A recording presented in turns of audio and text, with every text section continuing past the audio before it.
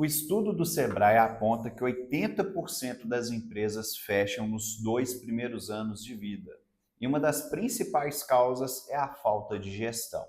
Isso se dá muitas das vezes porque o empresário ele empreende por necessidade. Isso mesmo, é muito comum você receber um acerto ou ter um dinheiro ali separado e começar um negócio.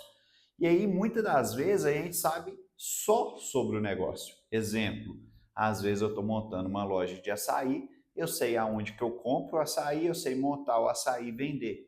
Só que quando eu viro empresário, eu me deparo com algumas situações em que eu não estava esperando. Eu tenho que saber fazer controle financeiro, eu tenho que saber precificar minha mercadoria, eu tenho que saber fazer gestão de pessoas, eu tenho que saber fazer o marketing e principalmente eu tenho que saber fazer a gestão de tudo isso. E aí, o que acontece na maioria das vezes é que o empresário está tão preso na operação, em tentar fazer aquele negócio dar certo, em vender realmente o produto ou serviço, que ele acaba deixando de se capacitar. Então, se você está com esse problema, acompanhe até o final dessa aula que eu vou te ajudar.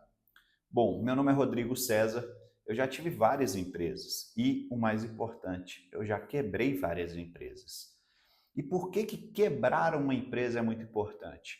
Porque você pode aprender com o seu erro ou com o erro de outras pessoas.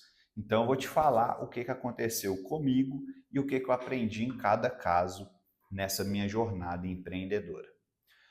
Bom, pessoal, um dos primeiros negócios que eu tive foi quando eu comecei a vender e comprar CDs.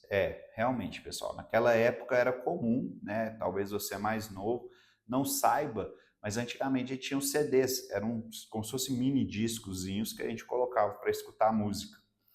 E naquela época eu era muito novo, eu tinha apenas 16 anos de idade e eu comecei um negócio realmente comprando e vendendo CDs. E o que aconteceu comigo naquela época? Eu comecei a ganhar muito dinheiro, então todos os dias, no final do dia, eu tinha dinheiro no caixa.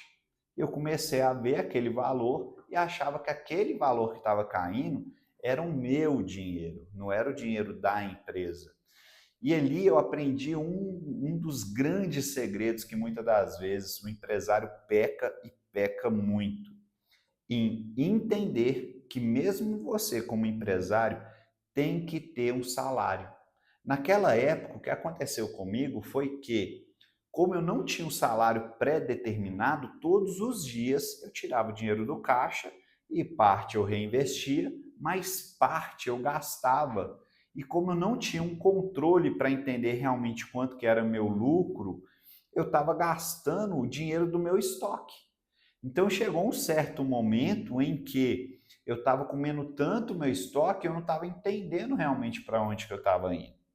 Então, se você é empresário e não sabe primeiro qual é o seu salário, esse é o primeiro ponto que a gente tem que tomar muito cuidado.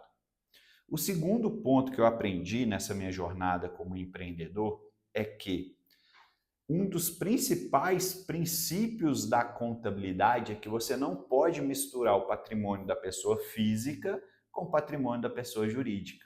E naquela época eu misturava tudo. Eu pegava dinheiro da empresa, pagava minhas contas, eu pegava as contas da empresa e pagava na conta da pessoa física. Então, assim, era uma bagunça, literalmente. E principalmente nesse momento em que a gente está vivenciando, que são pagamentos eletrônicos, né? Pix, a gente tem hoje as maquininhas de cartão. Se você misturar a pessoa física com a pessoa jurídica, além de você estar fazendo uma bagunça no financeiro da sua empresa, você pode estar criando um grande problema para a fiscalização da Receita Federal ou estadual. Então, o segundo pilar que a gente tem que tomar muito cuidado quando você começa a empreender seria separar o que é o patrimônio da pessoa física com o patrimônio da pessoa jurídica. Bom, nessa jornada enquanto eu era ali, né, vendedor, comerciante, eu também me deparei com uma coisa que muitos empresários eles pecam. Ao decorrer realmente ali da minha jornada, eu comecei a crescer, minha empresa começou a aumentar e eu precisei contratar uma mão de obra. Então eu achei uma pessoa que me auxiliava ali dentro da minha prestação de serviço. E aí o que que aconteceu?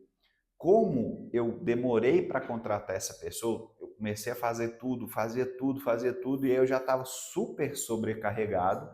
Foi quando eu decidi contratar alguém. Como eu estava muito sobrecarregado, eu fui delegando as coisas para essa pessoa, só que eu não acompanhei. E uma das coisas que eu não acompanhava era a parte financeira. Se todos os dias tinha dinheiro na empresa, eu só pegava aquele dinheiro, reinvestia, pagava minhas contas e seguia e ia embora. Até um belo dia que a empresa começou a declinar, começou a faltar dinheiro. Eu ia lá buscar o dinheiro, né, na minha lojinha que eu tinha dentro do Shopping Popular, e as vendas começaram a cair. Eu comecei a ficar assustado com aquilo e eu fui e comecei a procurar um pouco mais. Até que um amigo meu falou, cara, esse cara abre o olho porque eu acho que ele está te roubando. E aí eu comecei a procurar um pouco mais. Um dia eu cheguei mais cedo na loja e eu vi ele tirando dinheiro da bolsa da empresa para pagar uma coisa particular dele. E aí eu fui, mandei ele embora, enfim. Só que no final eu fui conversar com os outros lojistas, né, dos boxes do lado. Todo mundo falava, cara, esse cara está te roubando há muito tempo. Só que por falta de controle financeiro e por falta de gestão de pessoas, eu fui furtado e isso ocasionou no final, além dos outros fatores que eu já falei com vocês, em eu quebrar esse negócio. Então, se você é empresário e porventura está fazendo algum desses pontos que eu acabei de falar, você precisa assistir às próximas aulas, porque ali a gente vai te ensinar técnicas do que você precisa fazer para estruturar o seu negócio e para que esse negócio ele se perpetue ao longo do tempo.